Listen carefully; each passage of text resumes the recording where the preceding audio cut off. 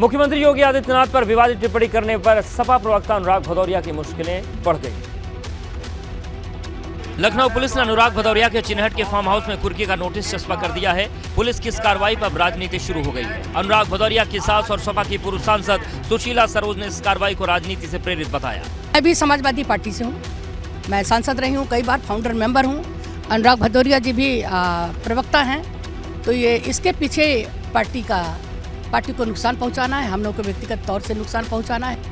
अनुराग भदौरिया की सास ने बताया कि मकान उनका है, अनुराग कभी कभी यहाँ आते हैं। ऐसे में जो घर अनुराग का है ही नहीं, उसे कुर्क कैसे किया जा सकता है? देखिए, ये मकान मेरा है। हमने और हमारे पति जी ने बहुत मेहनत से इस मकान को बनाया है, जबकि अनुराग का इससे लेना देना कुछ नहीं है।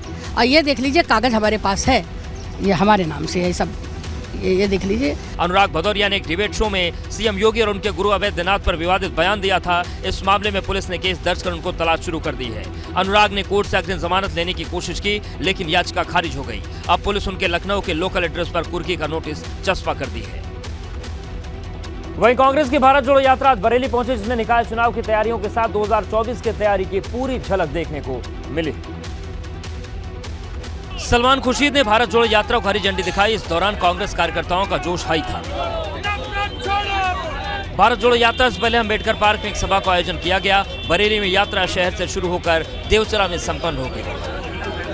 दरअसल प्रादेशिक तौर पर कांग्रेस की यात्रा का खास मकसद है। जहां जहां राहुल गांधी अपनी यात्रा के जरिए नहीं पहुंच पा रहे, वहां वहां प्रदेश इकाई को यात्रा का प्रभाव पहुंचाने का निर्देश दिया गया है।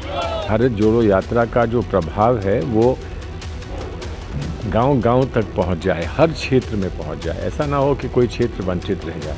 मोदी सरकार पर सलमान खुर्शीद ने निशाना साधते हुए कहा कि 10 सालों में देश में लोगों में दूरियां आई हैं, इसलिए चुनाव जीतने से ज्यादा जरूरी है देश को जोड़ना। पिछले 10 साल में जो परिस्थितियां इस देश में बनी हैं, उसमें जो हमें आपस का लगाव था, जो समाज में लगाव था, वो कम हुआ है।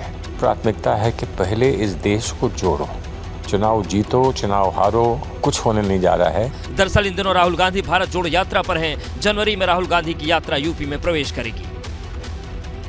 रेल मंत्री अश्विनी वैष्णव 2 दिवसीय वाराणसी दौरे पर हैं। आज पहुंचते ही रेल मंत्री का गर्मजोशी के साथ वाराणसी में स्वागत किया गया। रेल मंत्री अश्विनी वैष्णव ने वाराणसी रेलवे स्टेशन और कैंट एरिया का निरीक्षण किया, एक एक चीज को बारीकी से समझा। इस दौरान उन्होंने कहा कि काशी तमिल संगमम को यादगार बनाने के लिए जल्द ही काशी तमिल संगमम ट्रेन सेवा शुरू की जाएगी।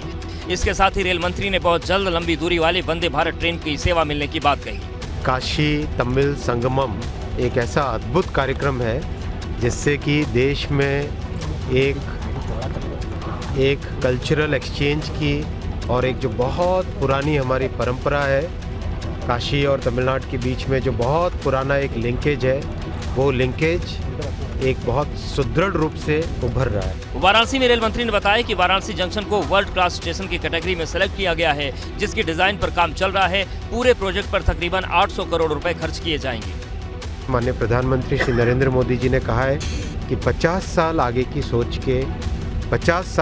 सोच के प्लानिंग करो। जाहिर तौर पर वाराणसी जंक्शन को दुनिया के सर्वश्रेष्ठ रेलवे स्टेशन में एक बनाने का प्लान है।